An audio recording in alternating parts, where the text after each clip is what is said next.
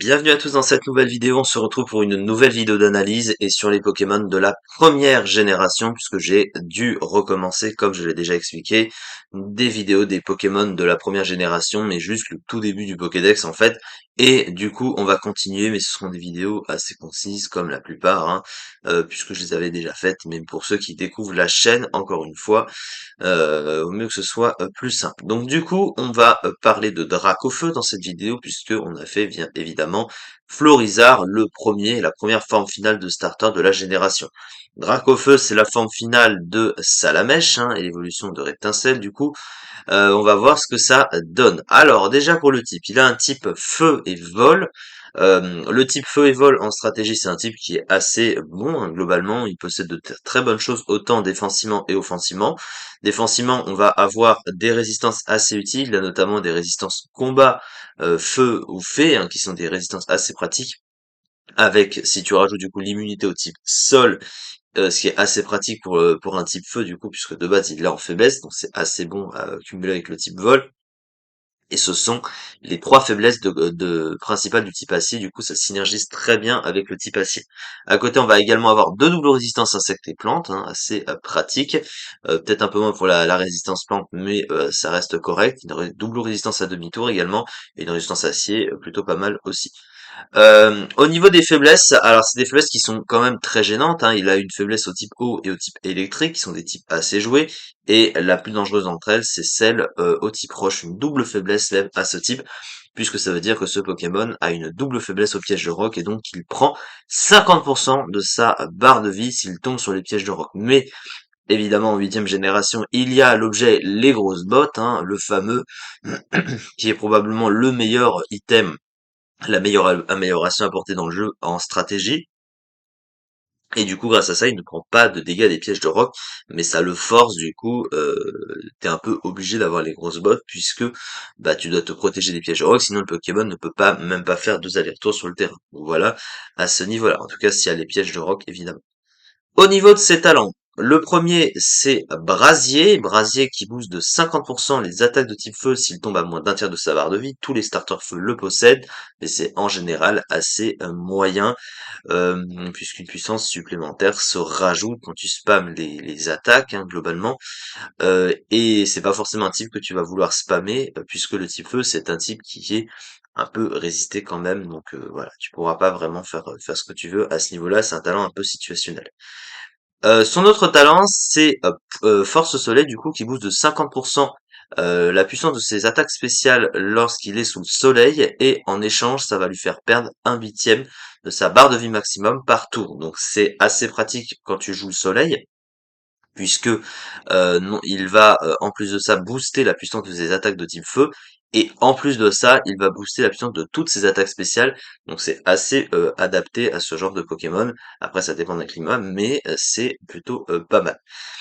Au niveau de ses statistiques, alors les statistiques, comme je l'ai dit pour Florizarre juste avant, c'est statistiques en mode première génération, c'est-à-dire que globalement c'est pas des statistiques incroyables, il n'y a pas grand-chose qui ressort, mais après il a pas non plus de si mauvaises stats sur certains points. Après ça reste pas incroyable, mais voilà. Il a une attaque spéciale de 109, c'est pas ouf, mais c'est correct globalement, ça reste plutôt une bonne stat. Il a une vitesse, pareil, 100 c'est moyen, mais c'est pas non plus un mauvais speed tiers. À côté, il a un ball qui est correct sans être incroyable, hein. Il a 78, 78, 85, qui lui permet de tanker quelques coups globalement, pas trop fort non plus, mais un bulk suffisant de Pokémon offensif.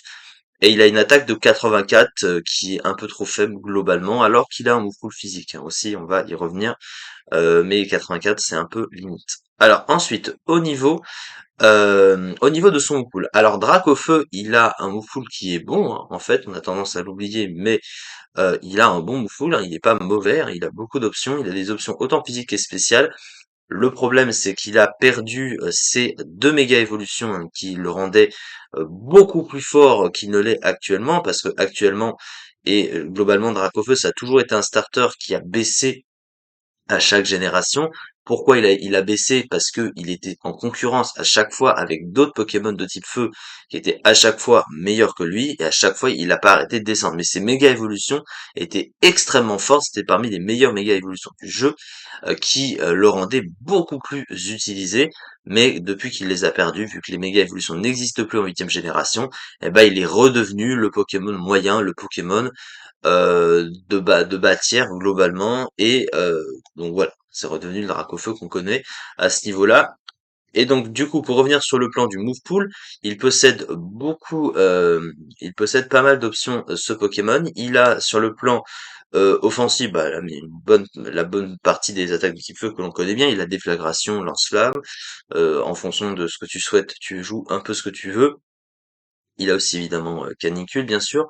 Sur le plan du type vol, il obtient en huitième génération Vent Violent, mais le problème de Vent Violent, c'est que ça n'a que 50% de précision quand tu le joues sous le soleil. Et le truc, c'est qu'il a un talent qui booste sous le soleil, donc quand tu utilises Vent Violent, qui est déjà pas très précis, mais qu'en plus ça va devenir moins précis, 50% c'est nul. Donc du coup, ça veut dire que son stab vol, il est pas vraiment adapté à ça. Après, ça reste une attaque vol correcte si jamais il n'y a pas le soleil, on va dire, mais sinon, voilà.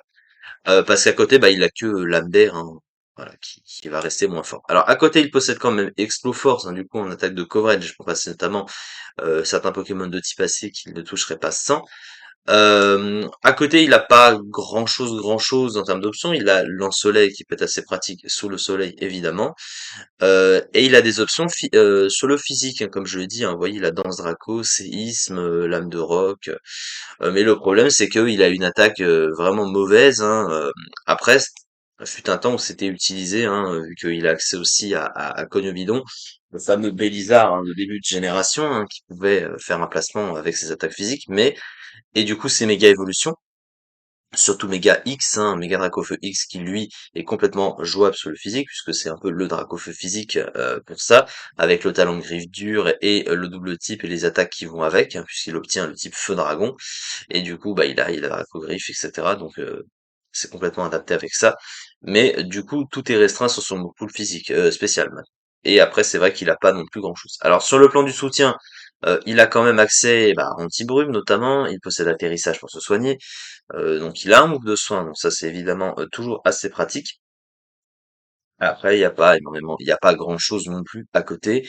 Mais bon, ça en fait pas un mauvais move pool pour autant, voilà, hein. C'est juste qu'il va se faire facilement concurrencer avec d'autres Pokémon de type feu, comme je l'ai dit, parce qu'il y en a beaucoup, et malheureusement à chaque tiers, à chaque fois, à chaque génération, il y en a toujours eu qui étaient plus joués que Dracofeu. Mais actuellement dans son tiers, il est quand même confortable, il est cinquième du PU, avec un peu plus de 20% du tiers. Donc dans ce tiers, il est quand même bien joué, mais évidemment, on se classe très bas dans les tiers, donc voilà, c'est un peu ce que j'ai dit.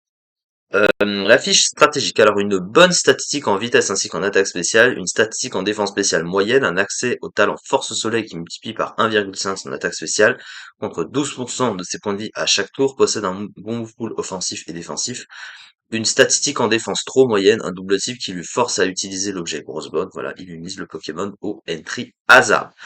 Du coup, voilà, globalement, pour ce cher Dracofeu, donc du coup, avec la perte de ses méga évolutions, ça a été vraiment, voilà, ça l'a fait redevenir moyen. C'est dommage, mais c'est comme ça. En tout cas, voilà pour cette petite vidéo. On se retrouve prochainement pour la suite des analyses du coup que je refais comme je vous l'ai déjà expliqué.